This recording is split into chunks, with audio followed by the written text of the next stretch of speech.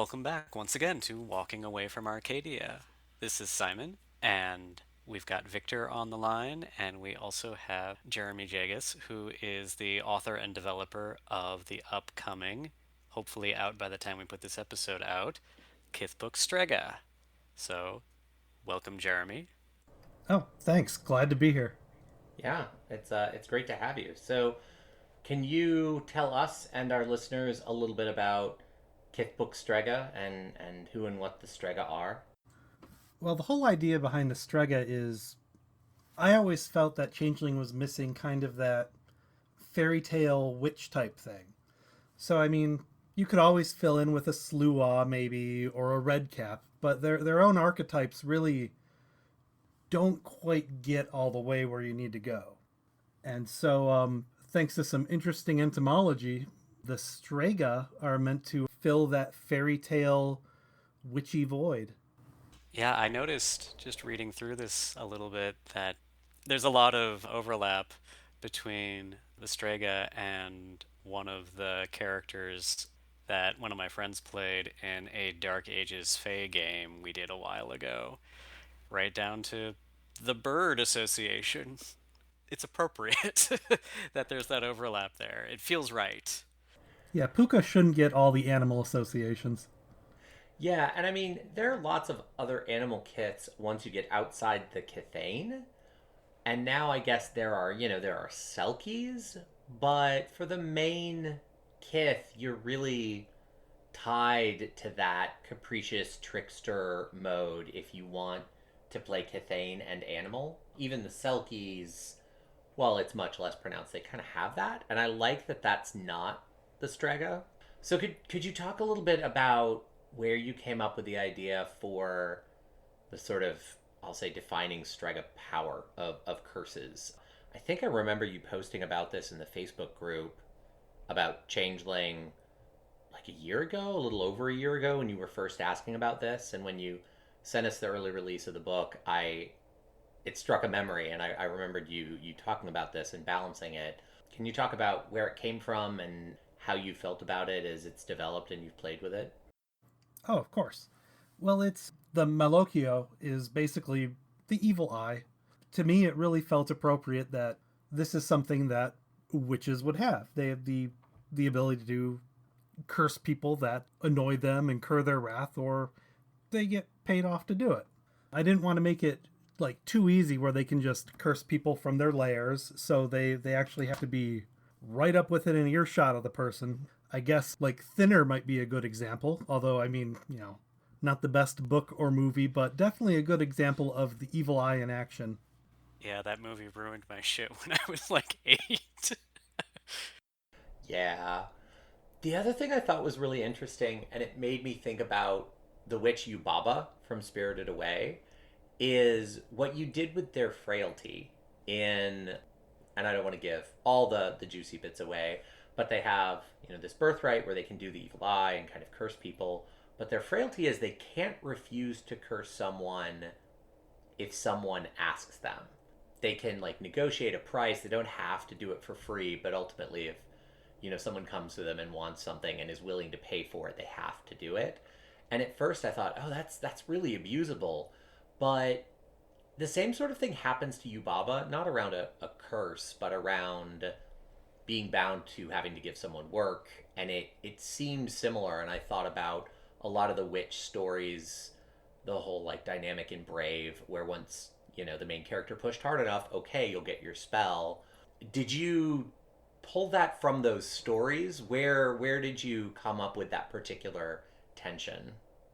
Well, the stories definitely played a part in it. That was especially Yubaba and from Brave. It's been a little while since I've seen that, but then as you're talking, I'm like, oh yeah, that is kind of like that.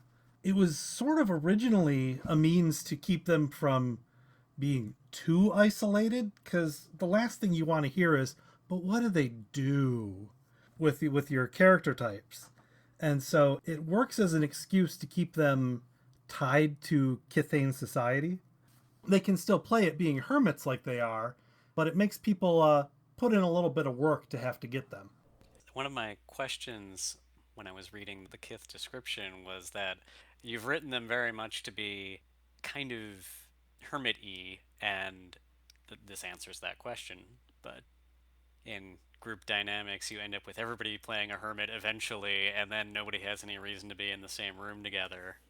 Yeah, I see how that frailty kind of papers that hole over a little bit. Yeah, and I really appreciate that you put thought into that. I ran a Mage Sorcerer's Crusade game several years ago, and one of the characters went, "I want to play the Verbena Witch out in, the woods." And I set the game in Venice. I was like, "Okay, you can have your node out in the woods." But I wasn't really prepared for the level of, ugh, why am I even in the city that character came with. And it was a challenge. So building something in to mitigate that aspect of the character type a little bit is definitely welcome. Oh yeah, that's hopefully exactly as planned.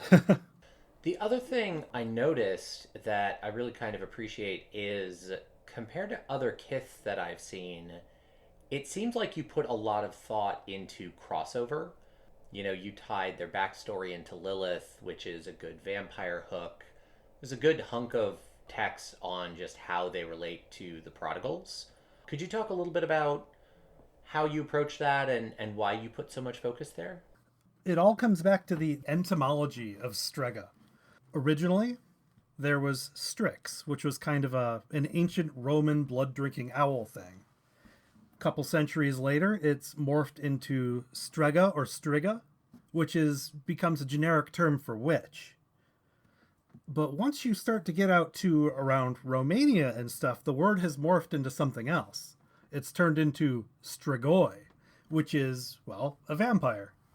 And they've always had their associations with vampires, and since Lilith is generally associated with owls, it just seemed naturally to me that they would consider themselves closely related. I also noticed that you have a bunch of example and associated Striga flavored things to spend your background points on. And that's always kind of my favorite thing to do when I'm coming up with characters is trying to come up with the flavor that gets attached to their they're not exactly powers, but they're kind of powers. Did you have a couple of like merits or chimera or things that were your favorites? Oh, definitely. There is a merit called Gorge Spawn, which is, well, it's kind of gross actually. What the Strega can do is they can take an animal, well, basically anything they can fit in their mouth and swallow, and they can use their stomach as kind of a glamour fueled forge, hark it up as an owl pellet, and now it's a really gross skeletal, like 1 or 2 dot chimera. It's a very witchy kind of power. I remember there was a story I read once about witches taking bones. I think it was from themselves, but taking like knuckle bones and things and using them in some terrible ritual to make their minions. So that also feels right. Now, for Chimera, I had a couple that I really liked. I thought that the restless roosts were pretty neat, walking trees, spooky treants, that kind of thing. But the ones that really grew on me were the Strix themselves. They are also kind of cousins to the Strega, but they are entirely chimeric. They're horrible, ghostly monster owls that are born from disasters and such. There's a little fiction towards the middle of the book that features probably one of the bigger ones of possible disasters, but he's very polite.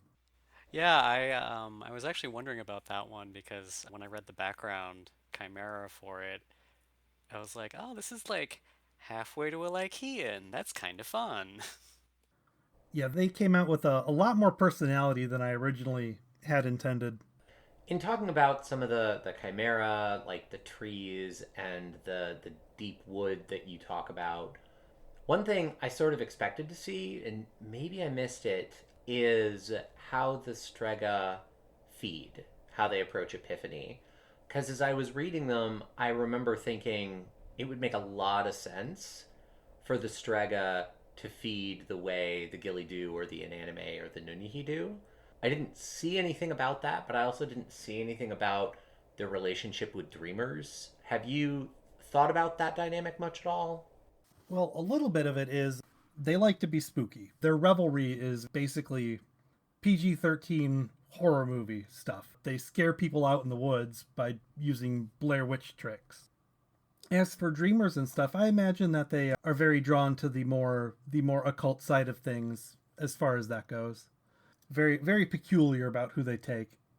So I guess so in thinking about like peculiar in who they take, do you think that they would be taking people who spend a lot of time out in the woods? It almost seems like they would resent the incursion the way you've written them, or is it something where they sort of seek out the particular people that they're comfortable allowing in their domain?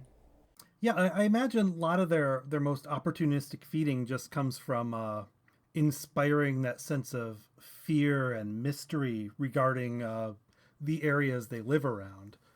A little more urban, perhaps, but kind of like Salem's Lot, where everyone knows the house is evil. Everyone knows that there's something weird there, but everyone's mostly too afraid to go check it out, except for, the ones that are really inspired.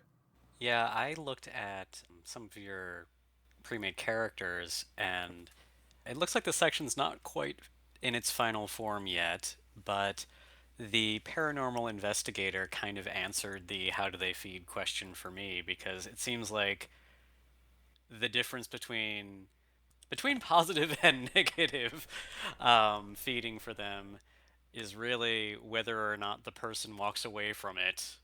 Because I could see that character specifically, the paranormal investigator, tricking people into death trap houses almost as easily as putting on a really good haunted house for Halloween. Oh yeah, definitely. He's a little written as a little more good natured than to kill people, but definitely to get a good scare out of him if he's in need of a fix. His quote actually came from kind of a funny place, one of those ghost hunter shows. This family is terrified of this supposed ghost that's haunting their house, Oh and no. the supposed psychic lady just kind of brushes off the ghost as, oh yeah, you'll just have to live with that. It's the aliens that are abducting your kid that you really really should be concerned with. And the faces on these people is just horrible. There's these poor people. That's the kind of charlatan I actually kind of like. Yeah, I mean everyone loves a good like horror movie charlatan. They are good clean fun. So one thing maybe just to give people a little bit of a I don't know, an idea of what they'd be getting if they picked this book up. Because Simon mentioned your character templates, and I noticed you did an interesting mix and match with the way you build characters, in that you have the full playable templates, and they kind of remind me of the older splat books that White Wolf used to release, where you had the playable templates at the back, but they were archetypes. They weren't really characters. They didn't have names, but it was imagining one way that that particular group might develop. You have things like the Witchy Poo or the assisted living spinster, which I love that. I love like invoking the settings. But then afterwards, you also did some actual characters and just short blocks, not the full sort of stat write ups for them. And it struck me that it's an interesting way to mix and match. Like you could take one of the stat sheets and tie it to one of the stories. Were you thinking about that specifically? It seemed like an interesting game design choice, so I wanted to get your thoughts on that. To be honest, it was a lot of just copying what had done before in the previous official Kith books and Splat books and such. The other part is it's an archetype of when Strega was originally just going to be the opening two-page spread and maybe a couple sample characters. But it steadily grew from there, and once I added in the character archetypes, I was like, well, I can still leave in these sample characters. They still have their place. I like how it plays out. It's, just to let everyone know kind of how much book they'd be picking up, although it would certainly show that on drive through. It's 43 pages, plus you did a custom character sheet, which I appreciate that that's in there as well. And it has a lot of little crunchy tidbits, character templates, and chimera, and a couple treasures. It had a lot more pick up and go sort of text than I've seen in some other Storyteller Vault books, which I definitely appreciated. Yeah, my history is mostly for publishing is in the OSR, so I'm used to having a bit more of a mechanical heft to it. I didn't want to leave anything out, so I wanted a little bit of everything for flavor because everyone sort of knows what you're getting into with the older kiths because they've been around for so long. But I felt adding the extra flavor of the chimera, the treasures, the example hollows really helped add in some of that flavor that they are missing from not being around for 20 years. Yeah, I think one thing you did that really does help give people an idea of what they're going to get is the cover art in particular is really good, and some of the other art through the book is like, especially the page right before the splat write up.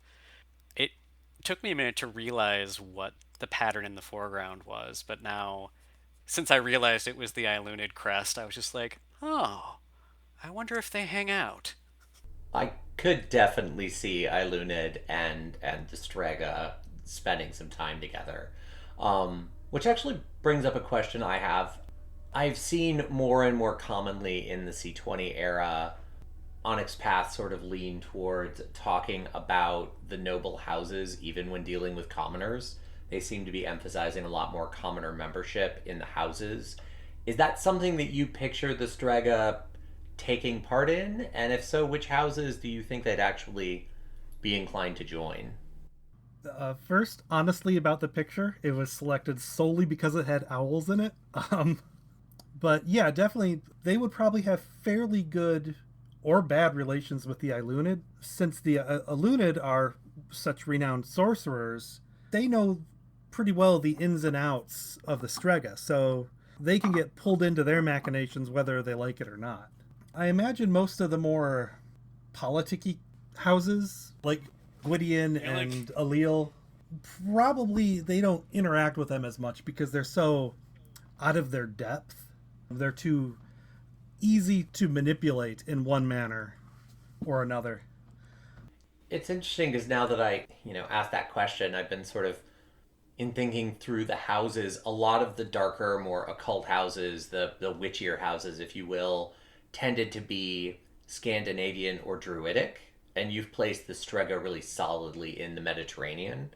So I don't know, it might almost be interesting to play it out as they maybe aren't members of those houses but have rivalries. It seems like there'd be some fun story potential there. Oh yeah, well, satyrs needed some company down in the Mediterranean. But yeah, I don't imagine like very heavy affiliation with any of the particular houses. Definitely a bit unlike, say, trolls or something, where you're very likely to see them in service to someone or another. But that mostly goes back to their we have this weird power, people are likely to abuse it. If they're going to come and take it, we want to make them work for it. yeah, thinking about that a little bit, I think if they had any geographic overlap whatsoever, House Icene might be a good choice because they both talk to animals, but that just makes a Disney Princess Club. Oh, oh yeah, the Disney princess potential with a witch archetype is kind of endless. Oh yeah, definitely some easy to spot some Maleficent in there. Just add some primal and you're good to go. Yeah, so as you were working through this, you mentioned that it started out as a pretty small project and then it grew. Were there any parts of the book that were particularly difficult for you that you struggled with when you were starting to see the whole thing come together? Oh yeah, definitely the part I look at most critically, like, oh, it's is it finished? Is that really enough? Is the history section. I'm a big fan of Dark Ages Fae, so I have a hard time separating those two timelines. So I'm like, how specific should I get here? Even though it could just be like weird crossed memories that they have. I know that pain. I know Yeah, that pain so well.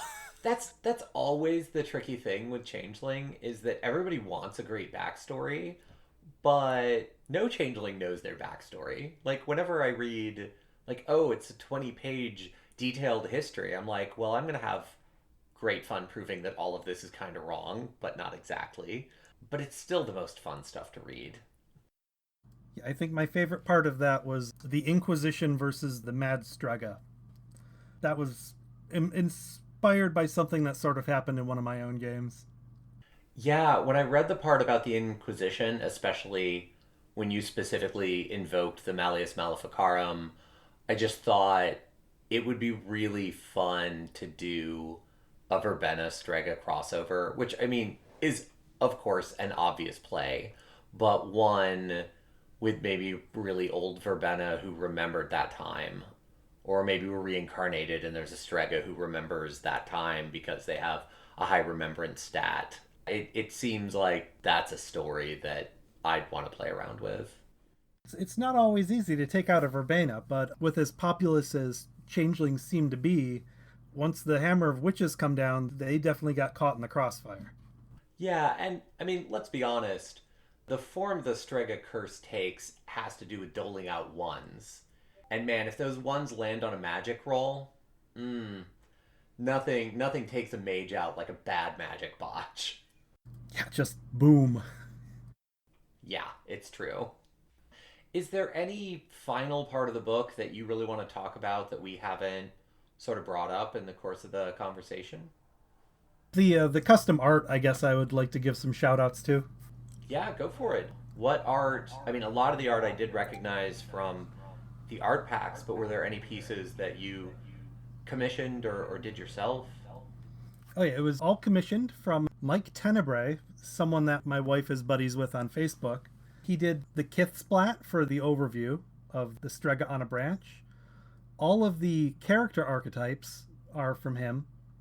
And of course, the cover, which, wow, came out amazing as far as I'm concerned. The Yeah, the cover cover's is great. beautiful. It's really stunning. And that is Witchy Poo on the cover. She ended up being my favorite example Strega. Just her antithesis being historical accuracy. Yeah. Yeah, I liked your antithesi in the character templates. Well, and I also really like that art piece because to me, aesthetically, it kind of invokes the outcasts, orphans price, gritty street level aesthetic that World of Darkness trucked in.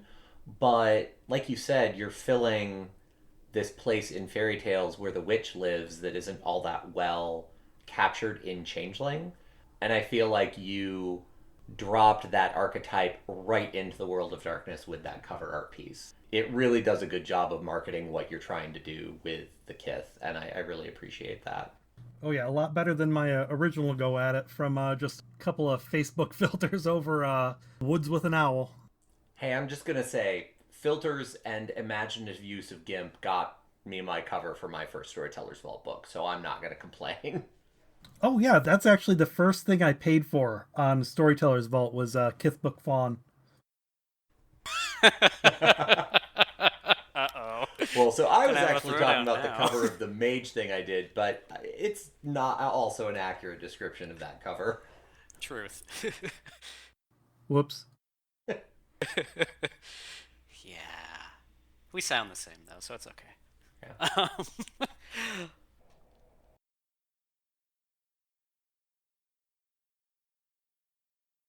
So there was another thing that Simon and I wanted to talk about a little bit on the topic of Storyteller Vault projects. A set of art cards and realm cards have been released on the Storyteller's Vault by XY RPG Creations. They're two separate products. The art cards are $7.99 and the realm cards are $4.99.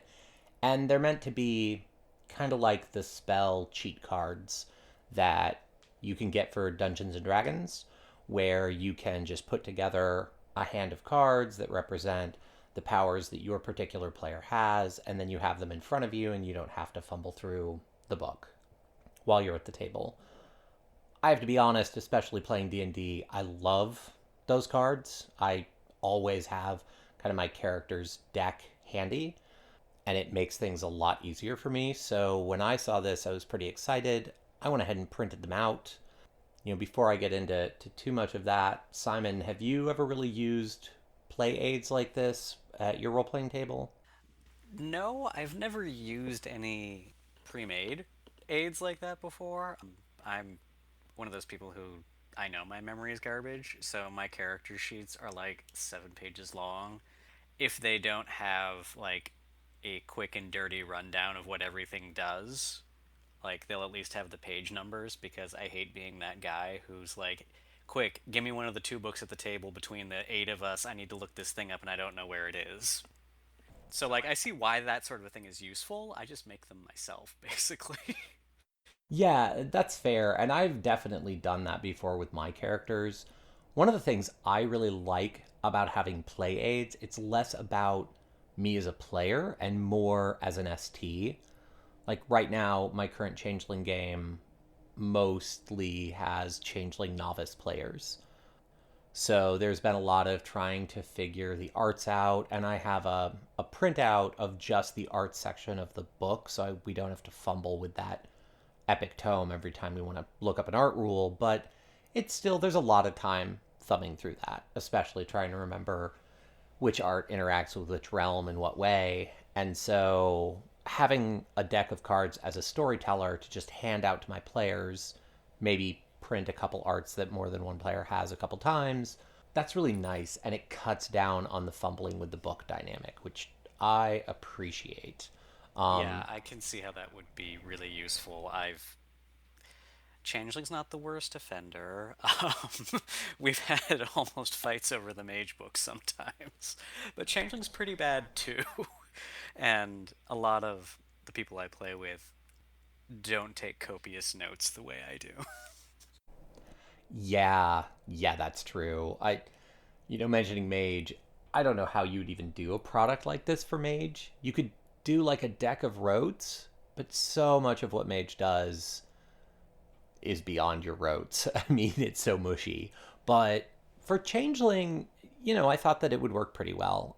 I printed the cards out, and I actually went ahead and splurged because they're in pretty full color and I wanted to see what they looked like printed at high quality. So I went to Staples and bought some cardstock and printed them on cardstock, duplex, so front and back to see how they would print. And they're pretty gorgeous. I really only have two printing complaints. The border cuts off at kind of an odd place. It has a shorter, a smaller version of the full yellow and red Celtic knot border, but it just kind of cuts through it. The width of the border feels proportional to the text, so I do think it's intentional, but it looks a little weird. And my only other complaint is the backing is not centered properly for printing.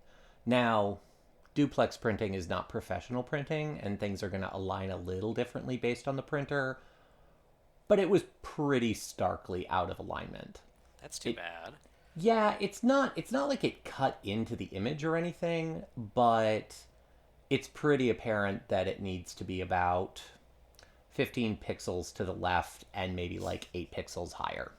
The back does to align, more closely with the front. But they don't Yeah, and look that's too terrible. bad because the backs are really pretty. Oh, they're gorgeous. They're really, really attractive. So, yeah, I mean, the font looks really nice. The quality of the image, front and back, is very good. When you print it out, you can tell they're very high resolution graphics.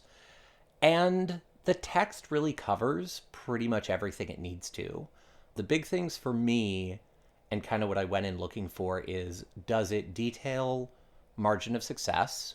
Because some arts, margin of success matters, and some arts, it doesn't matter at all.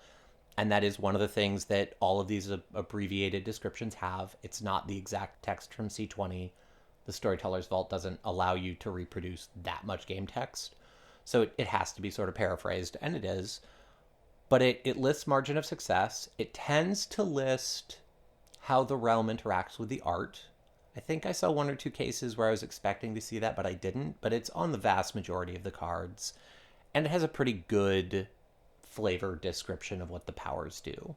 And then there's a little tracker at the bottom that has the sort of swirly The dot. little bullet things. Yeah, the little swirly changeling bullet dot thing that is used for art levels in the core book. And there are 5 of them on each card, and some of them are grayed out and some of them are in dark colors, and it's supposed to be the number of dots for the level. There are a couple cards that have the wrong level, only a couple, and you notice it pretty quickly. Protocol's listed as a second level, and then there was one other first level that had 2 of them. And there's some And you get copy to use editing them, right? issues. And you had the opportunity to use them in a game, right? I did just one game, and as the role playing panned out, it ended up being more of a social game. So my players didn't use them a lot, but a couple of them used them, and their general feedback was, "Yeah, that's helpful. It has the information I needed. That's great." I think they're worth picking up. Yeah, like I said, my only real complaint is there's some copy editing. There are a couple cards where like there needs to be more consistent tabbing between like the margin of success chart. The first 3 will be formatted one way, and then the last 2 are formatted a little differently. A couple obvious word typo things, but it's perfectly easy to understand anything. There's nothing that actually impedes their function. They just maybe need a little bit more polish. For an ST Vault product, and the fact that White Wolf and Onyx Path haven't produced anything similar, I'm still glad I bought it, and I'm glad that I paid to get a printed copy. Yeah, I read through a couple of them and just in the PDF form, and they're good looking. They do have that weird border cutoff thing going on one side that I also do not understand what's going on there. It looks strange, but if you tend to play with people who fight over the book, I can totally see why you would want these. Yeah, I didn't purchase or print out the Realm cards, but you can open up the sample on drive-through and see how the text is described, and they seem like they'd be useful. The realm system is a little bit easier too. It's 3 pages in the book. Yeah, and normally you memorize your realms pretty quickly and easily because they aren't complicated the way the arts are. It's just, oh, what can I target? And you kind of figure that out. But that said, it's a small investment, so it might be nice to have as an aid. And the other thing to mention about like the editorial stuff we talked about, I don't know for certain with the person who created this, but it is possible to update your PDFs and republish them. And if you buy the product, everyone gets the PDF. So it's entirely possible that in a few months or whatever, our feedback on the alignment and copy editing might no longer be valid. So thank you all for listening, and thank you, Jeremy, for coming on and talking about Kithbook Strega. It seems like a project that you've put a lot of love and attention into. It was fun to read. There are a lot of ideas and story molds for fairy tales that I hadn't even really realized were missing from Changeling, but I can definitely see the holes now. So I appreciate that you put this together, and really I just appreciate more things of quality being on the Storytellers Vault. So if you are interested in picking this up, when we post the episode, we will be including a link to Strega, which should be out when the episode drops. If we finish this early, we'll release it with the book. So I hope everyone enjoys it, and thank you very much for coming on the show, and thank you, Simon, for co-hosting with me, of course. And I hope that you all join us again on Walking Away from Arcadia for our next conversation.